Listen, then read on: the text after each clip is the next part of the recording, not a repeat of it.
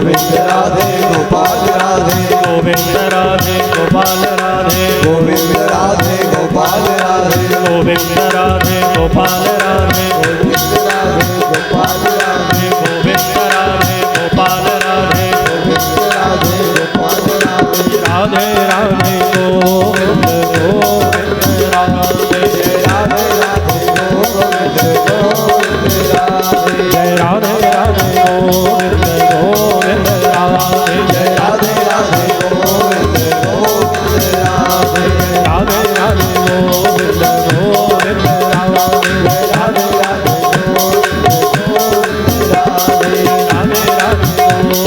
गोविंद राधे राधे राधे गोविंद गोविंद राधे जय राधे राधे गोविंद गोविंद राधे राधे राधे गोविंद गोविंद राधे राधे राधे गोविंद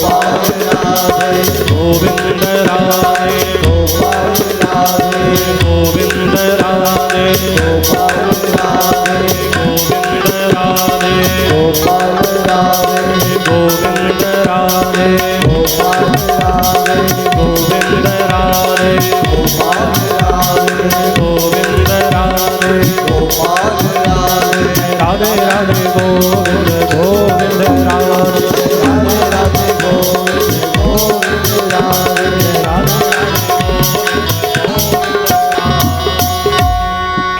बोले श्री गोविंद भगवान की जय श्री बालाजी महाराज की जय तुंगभद्रा तटे पूर्वः मभूपातनमोत्तमम्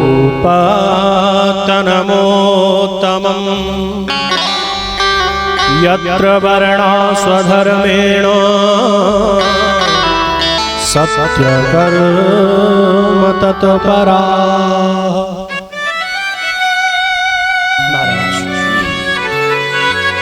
आज सूत जी महाराज ने सुंदर ऋषियों को कथा सुनाई। इधर सनत कुमार ऋषियों ने नारद जी को मां भक्ति ज्ञान वैराग्य को कथा सुनाना प्रारंभ किया। तो भगवान सनक सनंदन सनातन ऋषि कहते हैं, बोले देवर्षि एक बहुत सुंदर कथा है। एक आनंद नाम का तट है। उस आनंद नाम के तट पर एक गांव बसा हुआ है। उस ग्राम में एक पंडित जी रहते हैं। उन पंडित जी का नाम है श्री आत्मदेव जी महाराज। ऋषियों ने देवर्षि से कहा, बोले देवर्षि उन ब्राह्मण का काम क्या है? वो कर्मकांडी ब्राह्मण है महाराज।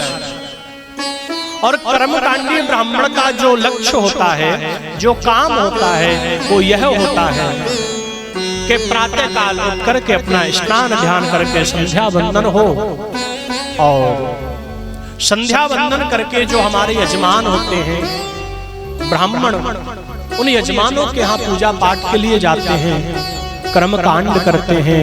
किसी के यहाँ रामायण करते हैं, किसी के यहाँ सत्यनारायण करते हैं, किसी के यहाँ भागवत करते हैं, किसी के यहाँ गीता।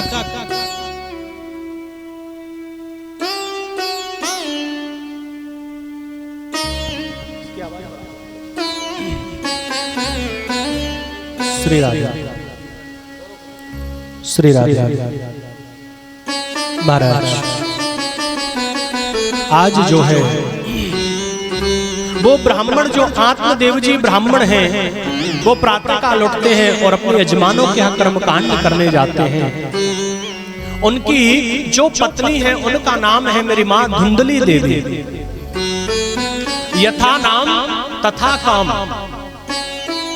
वो धुंधली देवी का काम है कि पंडित जी बेचारे चले जाते और वो तो बस उसका तो एक ही लक्ष्य है, अपने किसी अड़ोसी या पड़ोसी से बस उठ करके झगड़ा करना और लाल मिर्च का छौंक अपने घर में लगाना, पड़ोसियों को जलाना। प्रेम से बोलो राधे राधे।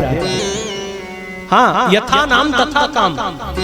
जो नाम है उस नाम का भी गुण व्यक्ति के अंदर आता है। तभी तो कहते हैं कि पानी पियो छान के और गुरु बनाओ जान के। संसार की भीड़ को मत देखो कि आजकल तो भीड़ देखते हैं महाराज, बोले ये महाराज जी इनके पास 10 गाड़ियां हैं, 10 आश्रम है, इनसे बड़ा गुरु कोई नहीं हो सकता। ऐसा नहीं है। सच्चे संत तो वो हैं जो जंगल में रह करके भजन कर रहे हैं। आप महाराज जी को देखते हैं, महाराज जी दिन भर भजन में लगे रहते हैं, दिन रात कब निकल गया कोई मालूम नहीं, कोई पता नहीं, कोई गाड़ी का शौक नहीं, कोई बंगले का शौक नहीं, किसी खाने पीने का उड़ने का शौक नहीं। यदि शौक है तो वो केवल भगवान की भक्ति का है, भगवान के नाम जपता है। महाराज भक्ति का काम है लड़ना झगड़ना, लेकिन एक सबसे अच्छी बात उसमें क्या थी, वो महाराज जो पतिव्रता नारी होती है ना उसका भी धर्म निभाती है। जब सायंकाल पंडित जी लौट करके आते तो महाराज सुंदर आरती की थाली सजाती और पंडित जी को द्वार पर खड़ी हो जाती, बोले आओ स्वामी जी आपका स्वागत है, ओम जय जगदीश हरे। और महाराज बढ़िया आरती करके पंडित जी को प्रणाम करती है। पंडित जी को लगा मेरी पत्नी तो धर्म सुशीला है, ये तो धर्म परायणा है, ये तो धर्म की बात करती है, तो भक्ति की बात करती है, बहुत सुंदर मुझे पत्नी मिली है। पंडित जी बेचारे इतने स्वागत देख करके गदगद हो जाते। लेकिन पंडित जी को क्या मालूम कि मेरे घर में महाभारत चल रही है। और धीरे धीरे समय व्यतीत हुआ, पंडित जी की अवस्था निकलने लगी, लेकिन पंडित जी के कोई संतान नहीं हुई।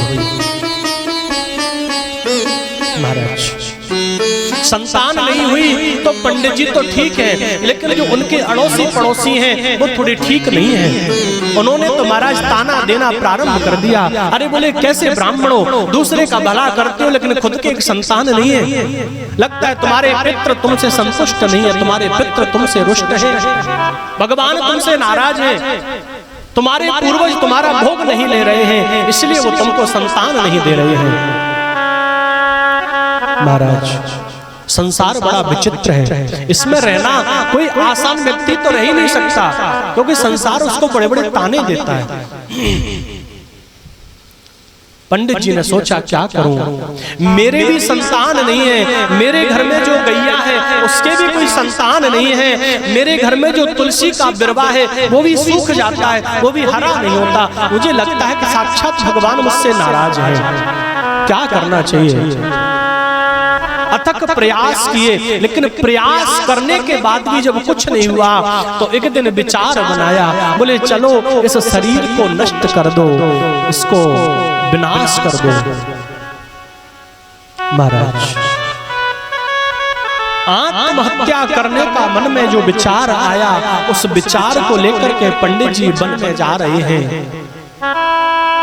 अब वन में चलते चलते जब थक गए, एक सुंदर तालाब सरोवर देखा, उसके बगल में एक सुंदर वृक्ष देखा, तो थोड़ा सोचा थक गया हूं, आगे की यात्रा बाद में करूंगा, पहले विश्राम कर लूं।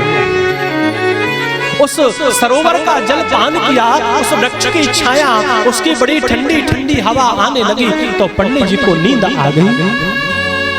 नींद आ गई, सुबह से सायंकाल होने जा रही है, पंडित जी जगे नहीं।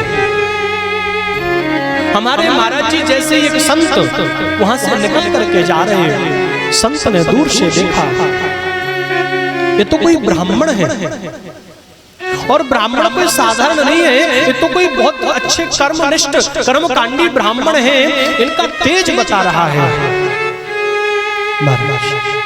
संत से रहा नहीं गया, ब्राह्मण के पास आए, लेकिन आकर के देखा तो ब्राह्मण का जो चेहरा है वो कुछ उदास है, लटका हुआ है। संत ने कहा, बोले हे विप्र देवता, आप इतने दुखी क्यों हो?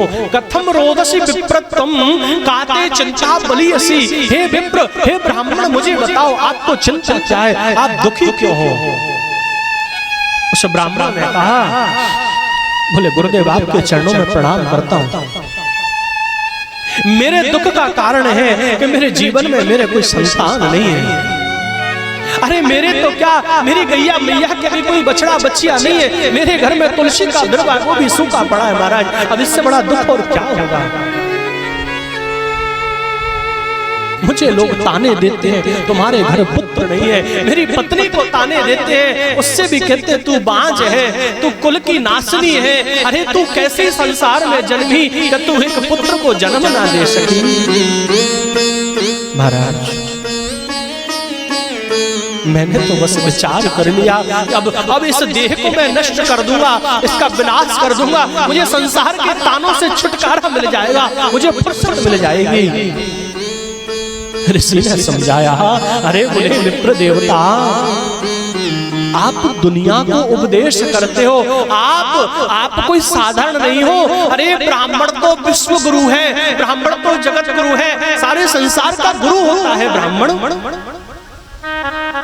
और आपके घर एक पुत्र नहीं हुआ तो आपने इतनी जल्दी जीवन में हार मान ली, ये कुछ ठीक नहीं लगा।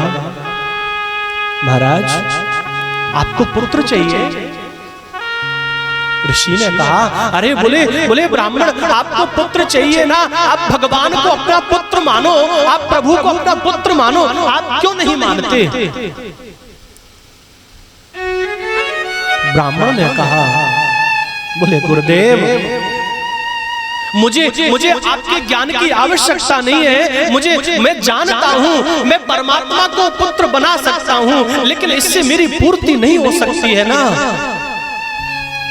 आपको मालूम है ऋषिवर, जब किसी संसार में व्यक्ति की मृत्यु होती है, उस व्यक्ति को 4 कंधे से शमशान ले जाया जाता है, और शमशान में उसकी अर्थी जब उसकी चिता जलाई जाती है, उस चिता को उसके पुत्र के हाथ से जलवाया जाता है।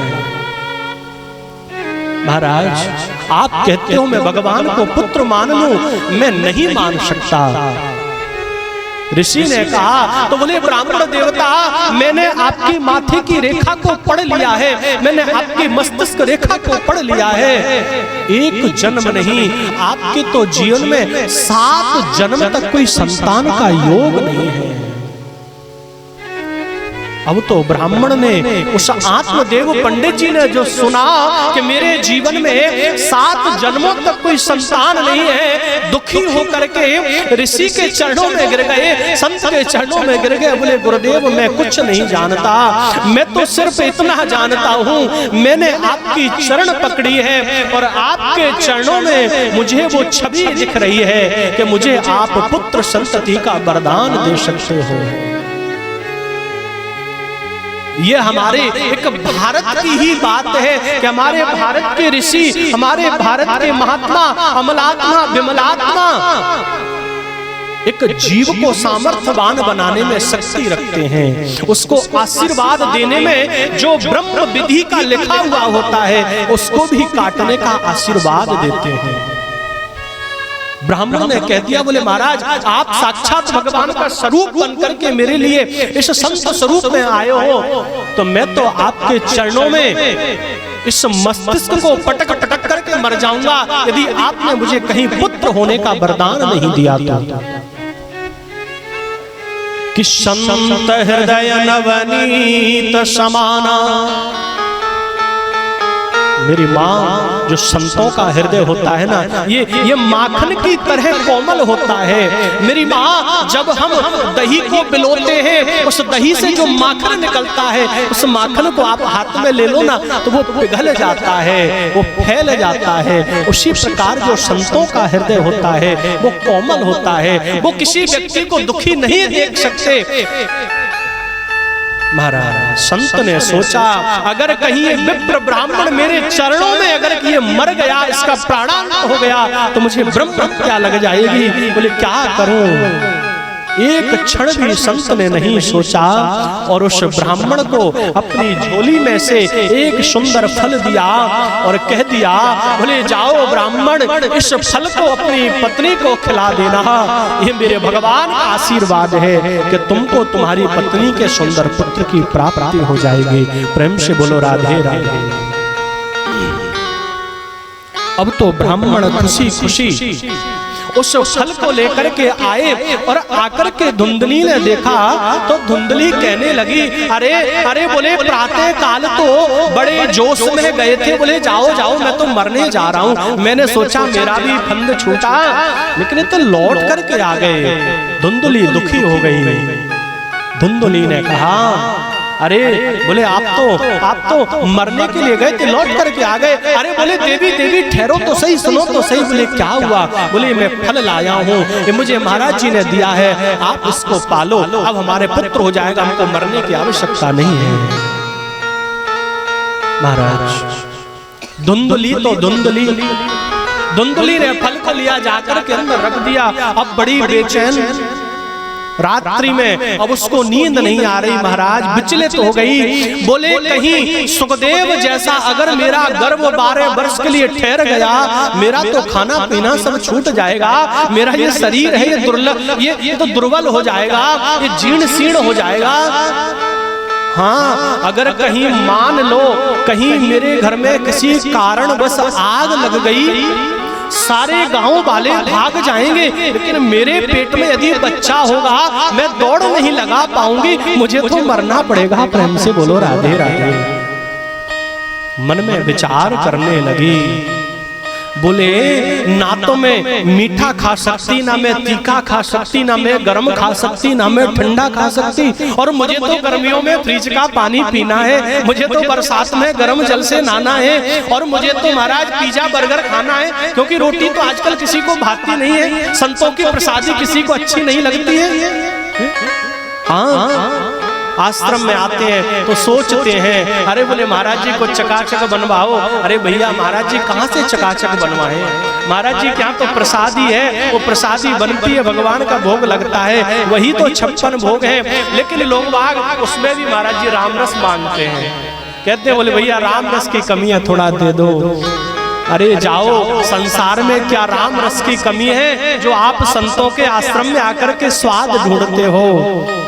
मेरी माँ सदैव ध्यान रखना, किसी भी आश्रम में जाओ, भगवान का जो प्रसाद है चाहे थोड़ा हो, उसको श्रद्धा से माथे लगा करके पाओ, फिर उसकी होड़ नहीं है, 3600 व्यंजन पकवान आपके फीके पड़ जाएंगे। तो आज धुंधली कहती है, बोले मेरा तो सब कुछ छूट जाएगा। बेचैन हो गई। प्रातः काल भागवत की कथा कहती है, उसने अपनी बहन को समाचार दिया, बहन को बुलाया। बहन ने कहा देवी क्या हुआ? बोले बहन तुम्हारे जीजाजी ये फल लेकर के आए हैं, कह दिया इसको खा लो पुत्र हो जाएगा। बहन तो महाराज भगवान की भक्ति से करोड़ों हाथ दूर थी, वो कोई आस्थावान नहीं थी। उसने कह दिया, अरे बोले बहन क्या कोई फल खाने से पुत्र होता है क्या? बोले तुमको पुत्र चाहिए? बोले हाँ। तो बोले काम करो, कुछ महीनों में मेरे पुत्र होने वाला है, आप इसको ले लेना। तो बोले इस फल को क्या करें? बोले इस गैया को खिला दो, देखते हैं कि संत के फल से पुत्र होता है या नहीं। और महाराज पंडित जी तो चले गए, ब्राह्मण अपने पूजा पाठ करने, दोनों बहनों ने मिलकर के गैया मैया को फल खिला दिया। इधर सूत जी कहते हैं ऋषियों, सनत कुमार ऋषि कहते हैं, बोले देवर्षि नारद आज जब 9 मास पूर्ण हुए, उसकी बहन ने ला करके जो है वो बालक रात्रि में उसको दे दिया। और धुंधली ने प्रातः काल ढोल बजवा दिया, बोले स्वामी जी मेरे पुत्र हो गया है। प्रेम से बोलो राधे राधे। अब पंडित जी की खुशी का ठिकाना नहीं रहा। पंडित जी ने कहा, अरे बोले जाओ ब्राह्मणों को बुलाओ, ब्राह्मणों को निमंत्रण दो, ब्राह्मणों को चकाचक उड़वाओ। स्वस्ति वाचन करवाया, नामकरण करवाया, अन्नप्राश करवाया। महाराज जितने भी संस्कार होते हैं हमारे मनुष्य जीवन में 16 संस्कार होते हैं मेरी माँ, लेकिन आजकल तो हमने देखा है खाली एक भी संस्कार ठीक से नहीं होता। पहला है जातक संस्कार, जिसके घर में बालक का जन्म होता है उसकी जब सौर उतर जाती है तो घर को साफ स्वच्छ करके धुला जाता है। उसमें सुंदर ब्राह्मण को बुला करके स्वस्ति वाचन पूजा पाठ करवाई जाती है। उसका नामकरण होता है, उसका कर्ण छेदन भी होता है, उसका अन्नप्राशन भी होता है, ब्राह्मण से उसकी जीभ पर मंत्र भी लिखा जाता है, लेकिन कुछ नहीं होता। आजकल तो बस जहां पुत्र या पुत्री की शादी होती है, आप घोड़ी के सामने कितना भी नचवा लो, बाकी वो भी विवाह ठीक से नहीं होता। हाँ, ब्राह्मण को बुलाते हैं, कब बुलाते हैं? आज की शादी है तो सुबह कहीं मिल जाएंगे तो पंडित जी को फोन कर देंगे, हाँ पंडित जी आज रात के 11 बजे के फेरा है आपको करवाने। अब पंडित जी गए, डीजे वाले को 50,000, हलवाई घर को 1 लाख, टेंट के 2 लाख और नोटों की गड्डी उड़ाने के लाखों। लेकिन कहीं पंडित जी ने अगर 1100 2100 मांग लिए तो महाराज पूरे रिश्तेदार इकट्ठे हो जाते हैं। अरे बोले पंडित जी इतनी दक्षिणा, अरे डूब मरो कहीं। जिसने ब्राह्मण को दक्षिणा नहीं दी, जिसने संत चरणों में अपने धन को नहीं चढ़ाया, उसका धन किसी काम का नहीं है। आपके धन को पवित्र करने का आपको मौका दिया जाता है कि जब किसी संत आश्रम में ऐसी कथा हो, यज्ञ हो, भगवान का कीर्तन हो, तो आपका फर्ज बनता है कि आप सहयोग करें, जो आपका धन है उसका वहां पर दान करें और प्रार्थना करें, महाराज जी थोड़ा सा धन है आप यज्ञ में लगा दो, महाराज जी आप कथा में लगा दो, महाराज जी आप प्रसादी में लगा दो। भाई महाराज जी की तो कोई फैक्ट्री है ना है, महाराज जी की तो फैक्ट्री आप ही हो। आप सब कथा में आओगे, सहयोग करोगे, तभी तो आपको अच्छी सुविधा मिलेगी। आज आपके लिए महाराज जी ने सुंदर ये हॉल बनवाया, अभी तो बन के तैयार हुआ है, अब इसकी सजावट भी बाकी है। आप सहयोग करोगे तभी तो व्यवस्था बनेगी। फिर अगली साल कथा होगी तो आपको फिर एसी लगवा देंगे, अभी आप पंखे में बैठे। भाई धन की कहीं कमी नहीं है, लेकिन धन को सत्कार्यों में लगाना, संत ब्राह्मण के चरणों में लगाना, आश्रम में लगाना, ये उस धन की सात्विकता है, उसको शुद्ध करना है। महाराज अब तो पंडित जी ने बहुत सुंदर उत्सव किया, लेकिन कुछ दिन बाद ही उस गैया मैया ने भी एक बालक को जन्म दिया है। महाराज उसके कान सिर्फ गाय के जैसे हैं, बाकी पूरा जो शरीर है वो मनुष्य का है। बोलिए श्री गोकर्ण जी महाराज की जय। महाराज आज गोकर्ण जी को देख करके आत्मदेव पंडित जी बहुत प्रसन्न हुए और उन्होंने उसका नाम रख दिया गोकर्ण, क्योंकि उसके कान जो है गाय के जैसे हैं। लेकिन जो पुत्र इधर हुआ है, पंडित जी ने सोचा मेरा नाम है आत्मदेव, तो मैं मेरे पुत्र का नाम रखूंगा परमात्मा देव। तो धुंधली बोली, बोले बाजी 9 महीना गर्भ में हमने रखा और नाम अपने नाम से। बोले देवी क्या करना चाहिए? बोले मेरा नाम है धुंधली, तो मेरे पुत्र का नाम होगा धुंधकारी। महाराज भागवत की कथा कहती है गोकर्ण पंडितो ज्ञानी धुंधकारी महाखलह। गोकर्ण जी तो बहुत बड़े ज्ञानी हैं, भगवान के भक्त हैं, लेकिन जो धुंधकारी है वो तो महाखल हो गया, ऊदमी हो गया, पाखंडी हो गया, धर्म भ्रष्ट हो गया। महाराज धीरे धीरे इधर गोकर्ण जी भी बड़े हो रहे हैं, इधर धुंधकारी भी बड़ा हो रहा है। धुंधकारी ने तो महाराज अपनी माता की तिजोरी को खोला और माँ से कहा इसमें से मुझे धन दो। माँ ने भी कह दिया, बोले बेटा सब तेरा ही है। अब एक पूत तो महाराज पालने में मूते और एक पूत वही फिर माथे पे मूते, और एक पूत होता है कि वो भगवान की भक्ति में लग करके सारे कुल खानदान को तार देता है। पूत सपूत तो का धन संचय और पूत कपूत तो का धन संचय। अगर आपका पूत सपूत है उसको धन संचय करने की आवश्यकता नहीं है, और आपका पूत यदि कपूत हो गया आप कितना भी धन संचय कर लो उसके लिए वो पर्याप्त नहीं है।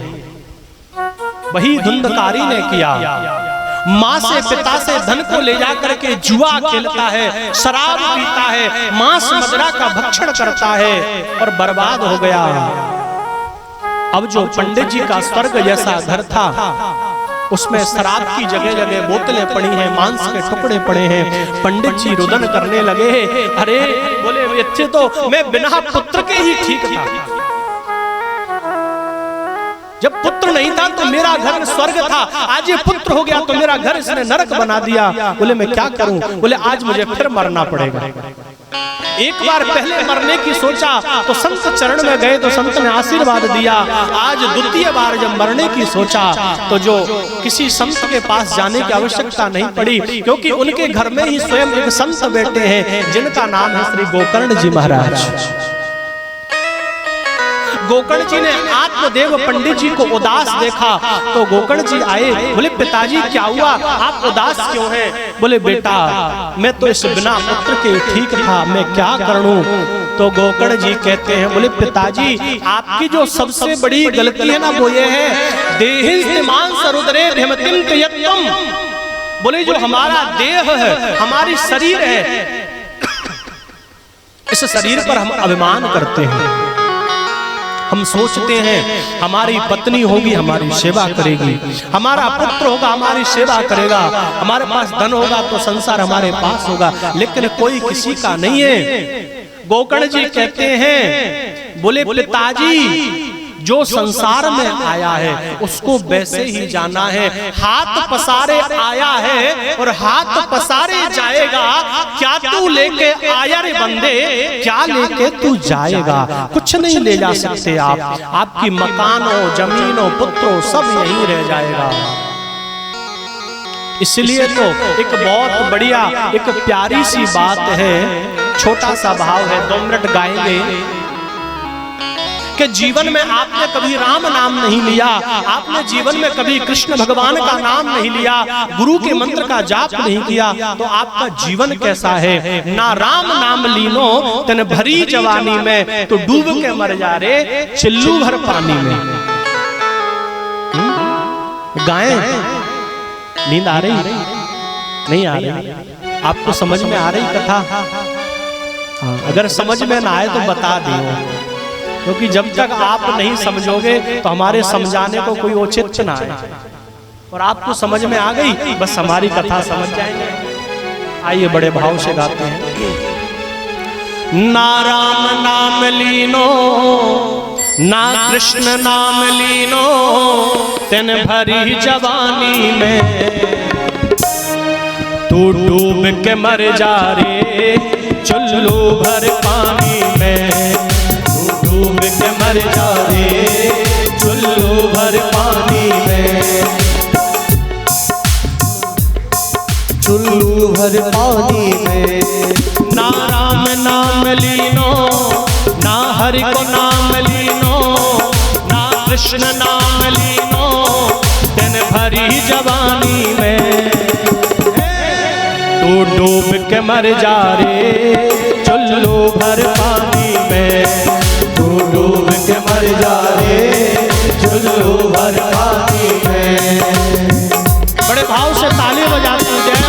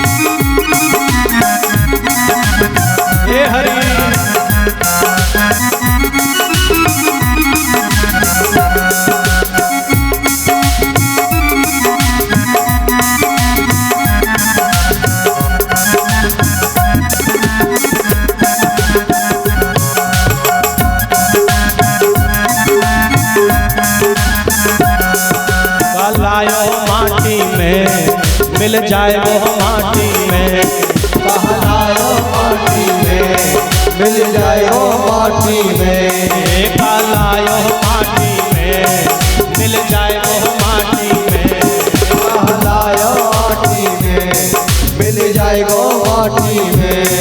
एक दिन काया तेरी मिल जाएगी माटी में, एक दिन काया तेरी मिल जाएगी माटी में। पानी को बबूला है, पानी को बबूला है, मिल जाए वो पानी में, तू डूब के मर जा रे चुल्लू भर पानी में, तू डूब के मर जा रे चुल्लू भर पानी में।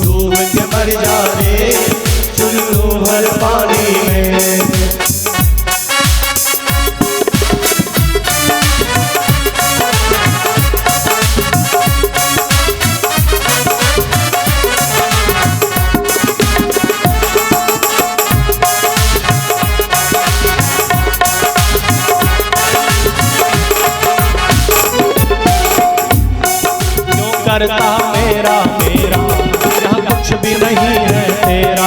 क्यों करता मेरा मेरा, यहाँ कुछ भी नहीं है तेरा।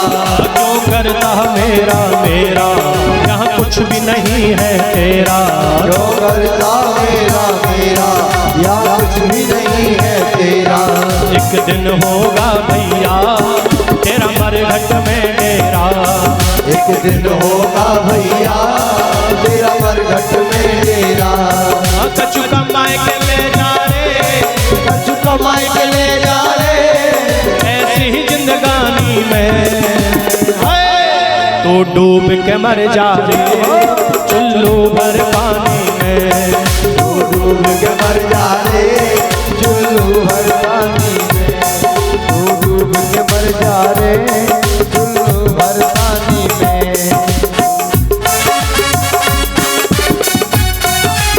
जय हो बोले श्री बालाजी महाराज की।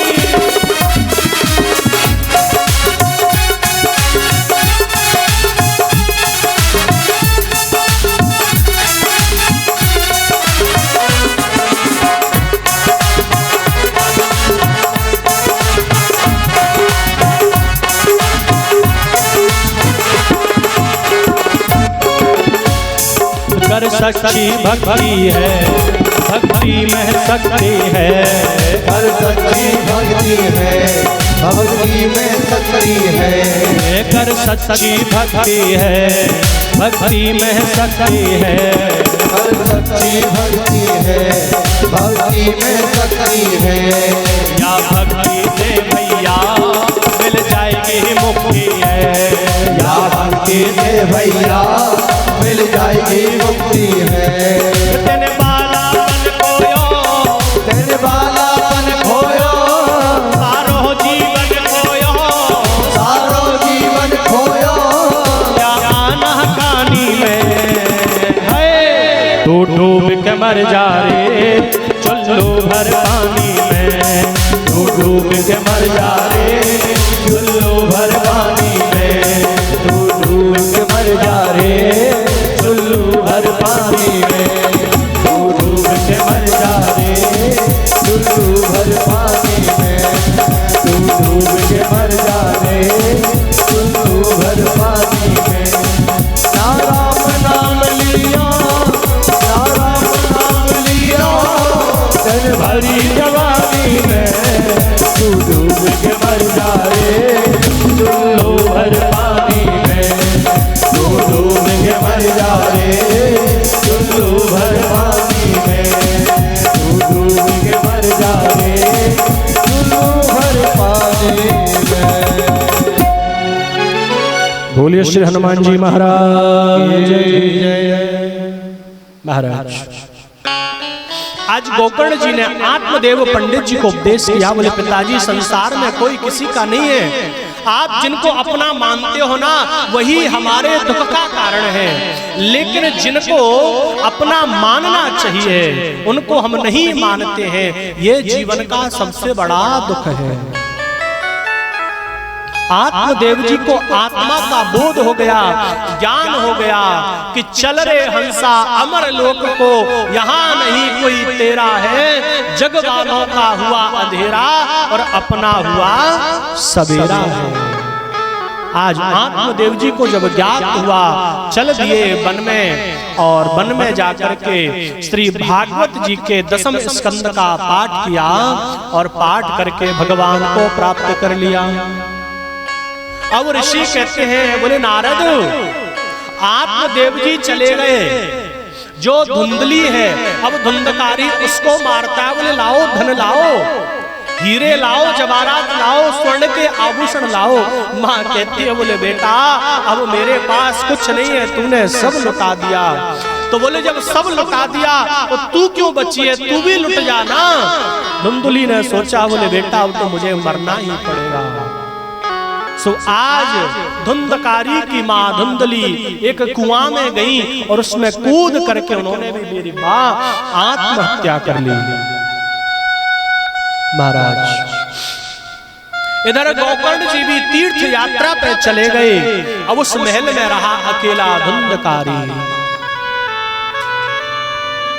अब धुंधकारी रात्रि को माथे पर काली पट्टी बांध के जाता है और महाराज चोरी करता है, डकैती करता है, लोगों को डराता है, धमकाता है, चाकू तलवार दिखाता है।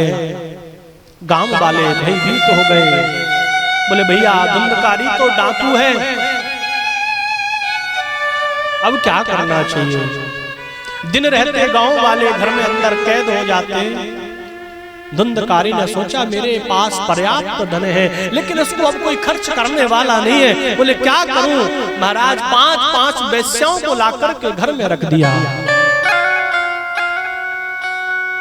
महाराज 5 वेश्याओं ने आकर के धन को संभाला। वेश्याओं ने खूब धन इकट्ठा किया। वेश्याओं ने सोचा हमारे राजा को पता चलेगा तो हमको वो दंड देंगे, क्या करना चाहिए। बोले चलो इस धन को लेकर के कहीं भाग चलते हैं। बोले फिर इनको पता चलेगा तो क्या होगा। बोले इनको मार देते हैं।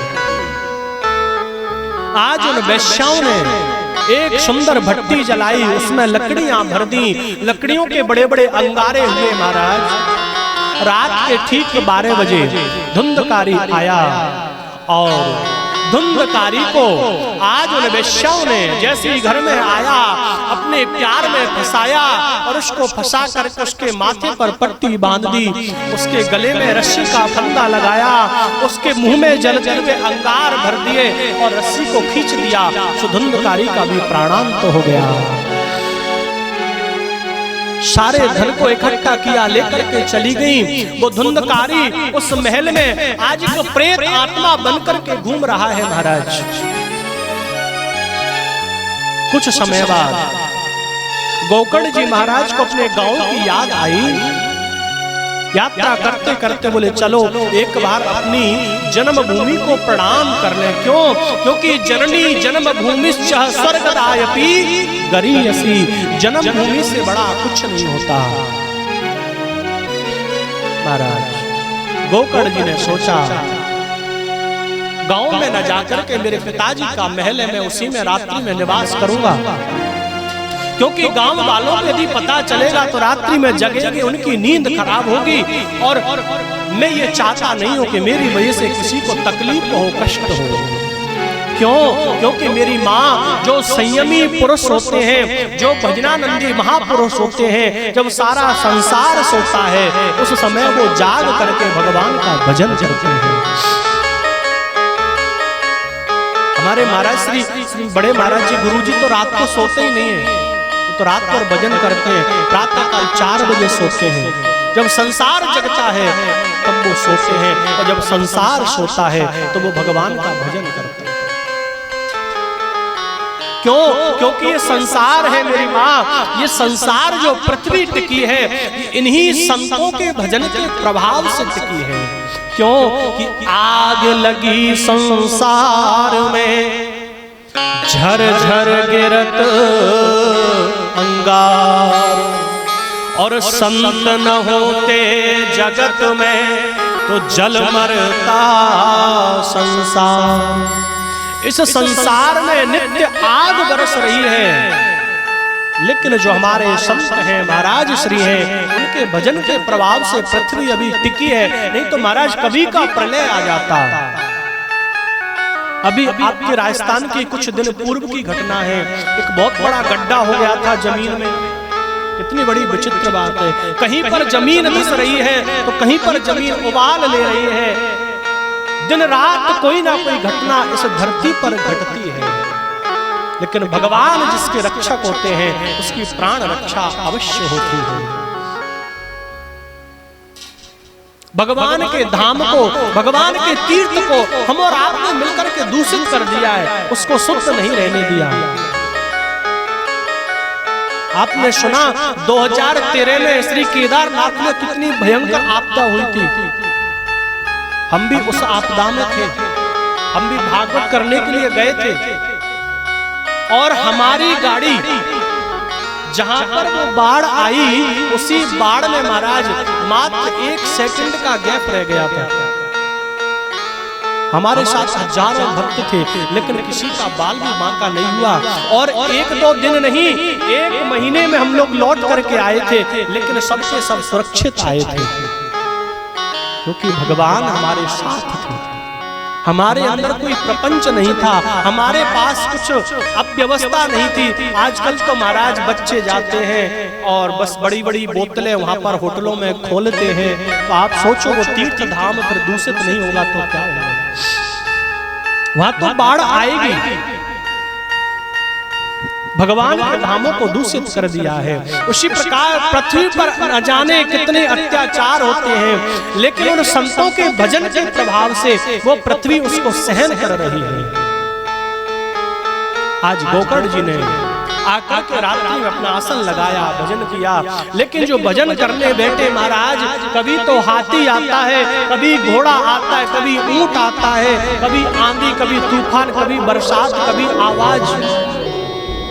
गोकर्ण जी ने सोचा ये कौन है जो मुझे मेरे भजन में विघ्न कर रहा है? तो गोकर्ण जी ने अपने कमंडल को लिया, कमंडल का जल जैसे ही सिंचन किया, एक व्यक्ति वहां पर प्रकट हो गया और उसने कह दिया, अहम भ्राता त्वदीयोस्मि धुंधकारी नामतः।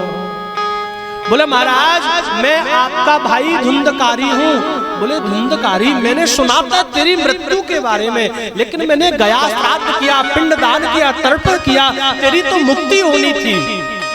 बोले भैया आप जानते हो श्राद्ध तर्पण उसी का लगता है जो हमारे गोत्र का होता है, जो हमारे वंश का होता है। ना मैं आपके गोत्र का हूँ, ना मैं आपके वंश का हूँ, ना मैं आपके घर का हूँ, तो मेरी मुक्ति नहीं होगी। तो बोले तुम चिंता मत करो, मैं प्रातः काल होते ही तुम्हारी मुक्ति का उपाय अवश्य करूंगा। आज गोकर्ण जी महाराज प्रातः काल हुई, और प्रातः काल जब हुई समस्त ग्रामवासियों की भीड़ लगी। गोकर्ण जी ने सबसे कहा, बोले भैया मेरा जो भाई धुंधकारी है वो प्रेत बनकर के पड़ा है, उसकी मुक्ति का कोई उपाय बताओ। तो ग्रामवासियों ने कहा, बोले गुरुदेव आप तो ज्ञानी हो, आप तो ज्ञाता हो, आपको कौन ज्ञान दे सकता है? महाराज जब गोकर्ण जी को कोई उपाय नहीं सूझा, तो गोकर्ण जी ने एक सुंदर जो है ताम्र पात्र का लोटा लिया, उसमें जल भरा और उस जल को भर के सूर्य नारायण भगवान को अर्घ दिया और प्रार्थना करी। बोले हे भुवनवासकर, आप मुझे कोई मार्ग प्रशस्त कीजिए। सूर्यदेव ने कहा, बोले बेटा गोकर्ण, श्रीमद्भागवतान मुक्ति सप्ताह वाचनम कुरु। बोले जाओ आपके भाई प्रेत आत्मा की मुक्ति हो जाएगी, आप जो है सप्ताह भागवत कथा का अनुष्ठान करो। प्रेम से बोलो राधे राधे। महाराज इधर सनक सनंदन सनातन सनत कुमार देवर्षि नारद से कहते हैं, बोले देवर्षि नारद ये कथा कोई साधारण नहीं है, ये जीवात्मा को नहीं, जो मर जाता है, मरने के बाद प्रेत बन जाता है, जो प्रेत योनियों में गिर पड़ता है, उसके नाम से भी यदि हम भागवत की कथा करवाएं, भागवत अनुष्ठान करवाएं, उस प्रेत आत्मा की भी मुक्ति हो जाती है। प्रेम से बोलो राधे राधे। ये भागवत साक्षात कल्प वृक्ष है, इसके सामने बैठ करके, इसके नीचे बैठ करके जो भी आप कामना करोगे, जो भी आप मन में स्मरण करोगे, वो भागवत जी आपकी कामना को शीघ्र पूर्ण करती हैं। चाहे शादी हो, नौकरी हो, व्यापार हो, गरीबी हो, धन दौलत की समस्या हो, घर में कोई भी आदि व्याधि हो, आप किसी भी प्रकार से भगवान के चरणों में प्रार्थना करिए, भागवत भगवान उसको जरूर पूर्ण करते हैं। आपकी श्रद्धा में यदि विश्वास है तो भगवान आपको विजयश्री अवश्य दिलाते हैं। पहले कोई नहीं जानता था महाराज, इतनी कथा कहीं नहीं होती थी, बहुत कम कथा होती थी, लेकिन आजकल तो घर घर कथा हो रही है। वो क्यों हो रही है? क्योंकि कथा से लाभ मिल रहा है। आज के संसार में कोई भी व्यक्ति बिना लाभ के नहीं चलता, वो घर से निकलता भी जब उसको लाभ मिलता है। बोलो किसी से कोई नौकरी किसी क्या फ्री में करता है क्या? उसको तनख्वाह मिलती है, इसलिए तो वो नौकरी करता है। तो भागवत भगवान की कथा भी ऐसी है कि वो उसको सारे मनोरथ सिद्ध करके देती है। इसलिए आज के भक्त भगवान भागवत की कथा का श्रवण पान करते हैं। आज जब देवर्षि नारद ने कथा को सुना तो सनकादिक ऋषि कहते हैं, बोले ऋषियों, उस गोकर्ण जी महाराज ने गद्दी लगाकर कुछ धुंधकारी प्रेत आत्मा को कथा सुनाना प्रारंभ किया, तो वो प्रेत आत्मा कहीं पर ठहर नहीं सकती। तो एक बांस का बगीचा था, उस बांस के पेड़ में आकर के धुंधकारी बैठ गया। एक दिन की कथा हुई, एक ग्रंथि फटी, दूसरे दिन की दूसरी, तीसरे दिन की तीसरी। महाराज 7 दिन में 7 गांठ बांस की फट गई। वो धुंधकारी प्रेत आत्मा 4 भुजा लेकर के वहां पर प्रकट हो गया। इधर भगवान के 4 पार्षद आ गए और धुंधकारी के लिए विमान आ गया और धुंधकारी से कहा, बोले चलो तुम्हारी मुक्ति हो गई, तुमको भगवान का धाम मिला है। बोलिए भागवत भगवान की। महाराज उस भागवत की कथा को सुनकर के धुंधकारी को जब मुक्ति मिली तो गोकर्ण जी ने कहा, बोले भैया कथा तो सबने सुनी, विमान सबके लिए चाहिए। बोले नहीं महाराज, भगवान की कथा सुनने में भी भेद होता है। मेरी माँ ध्यान से सुनना, भगवान की कथा की जो श्रोता होते हैं वो 3 प्रकार के होते हैं। एक होते हैं श्रोता, और एक होते हैं सरोता, और तीसरे होते हैं सोता। लेकिन भगवान को सच्चे श्रोता को ही मिलते हैं। जो भगवान की बैठकर के कथा सुनता है, उस कथा को सुनकर के कानों के माध्यम से श्रवण पान करके उसको जो हृदय में विराजमान कर ले, अपने जीवन को भगवत मार्ग में लगा दे, उसी की कथा तो साक्षात सक्षम है।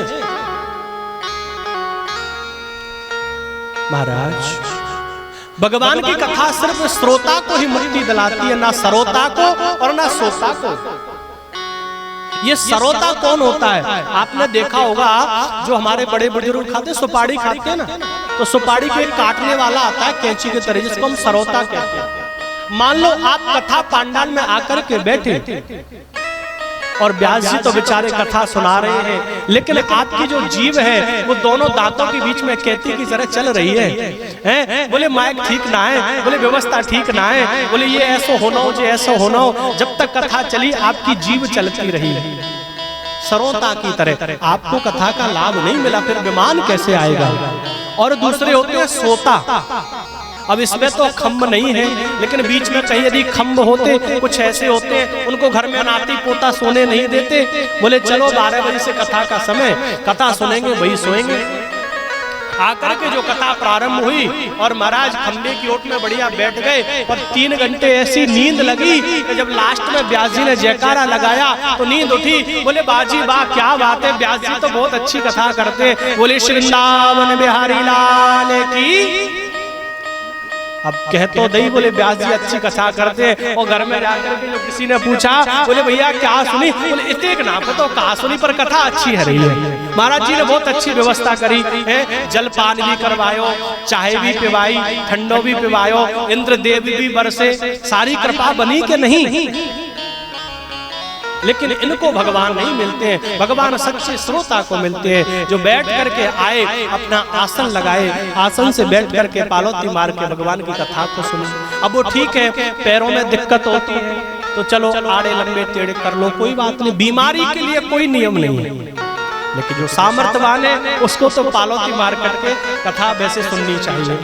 अब हम भी आपके सामने एक ही आसन से बैठे ना, मेरी माँ यहाँ तो चलो 3 घंटे 4 घंटे कथा हम करेंगे, आप जब तक सुनोगे जब तक करेंगे। इधर चंबल संभाग में तो 7 घंटे कथा होती है, 7 घंटे, लेकिन हम फिर भी एक से बैठते हैं। और देखो सुबह भी बैठ करके यहाँ पर हम मूल पाठ करते हैं, जो कुछ रह जाएगा उसको शाम को भी करेंगे। सब भगवान की कृपा है। जब तक हम मानते हैं कि ये हमारा शरीर है तब तक इसमें दुख होता है, तकलीफ आती है, दर्द होती है। लेकिन जब हम सोच लेते हैं भैया ये शरीर मेरे भगवान का है, इनको जैसे रखना हो वैसे रख ले, जहां नाच रख दोगे वहीं मैं रहूंगा, जहां ले चलोगे वहीं मैं चलूंगा। हे नाथ मैं आपका हूं और आप मेरे हो। ये भाव जब आ जाता है तो फिर शरीर भी शुद्ध हो जाता है, शून्य हो जाता है। उसमें ना दुख है ना दर्द है, वो कुछ नहीं है महाराज। तो गोकर्ण जी से जब भगवान के पार्षदों ने कहा, बोले ठीक है हम द्वारा कथा करेंगे। आज द्वारा कथा हुई, समस्त श्रोताओं को सावधान किया, बोले अच्छे से सुनना जिससे भगवान का विमान आए।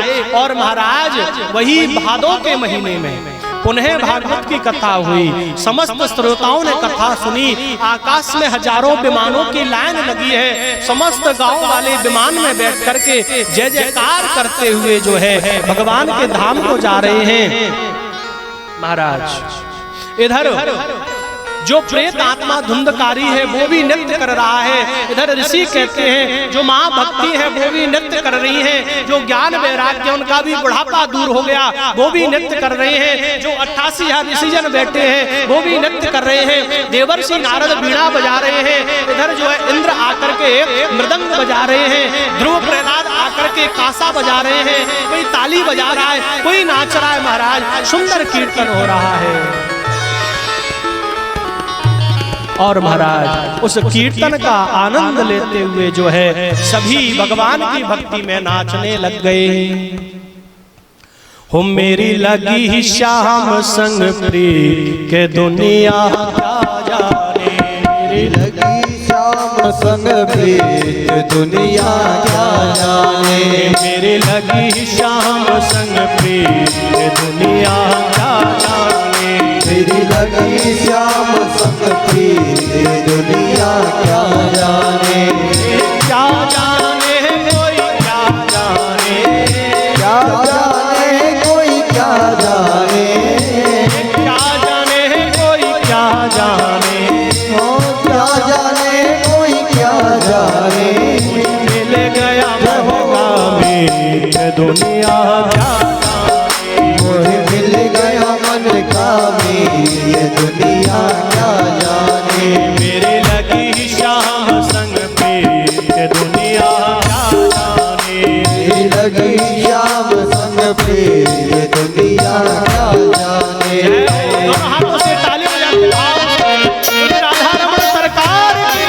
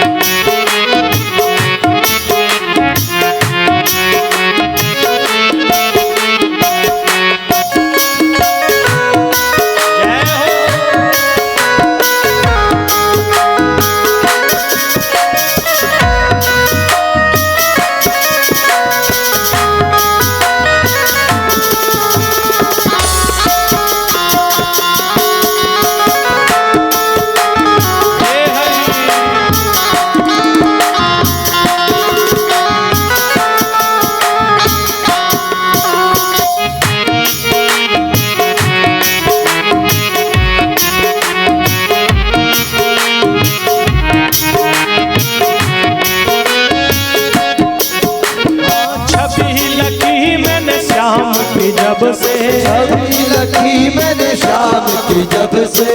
छवि लखी मैंने शाम की जब से। छवि लखी मैंने शाम की जब से। हुई बावरी में तो तब से। हुई बावरी में तो तब से। बांधी प्रेम की डोर मोहन से। बांधी प्रेम की डोर मोहन से। नाता तोड़ा मैंने जग से। नाता तोड़ा मैंने जग से। ओ ये कैसी पागल प्रीत दुनिया क्या जाने। कैसी पागल प्रीत दुनिया क्या जाने।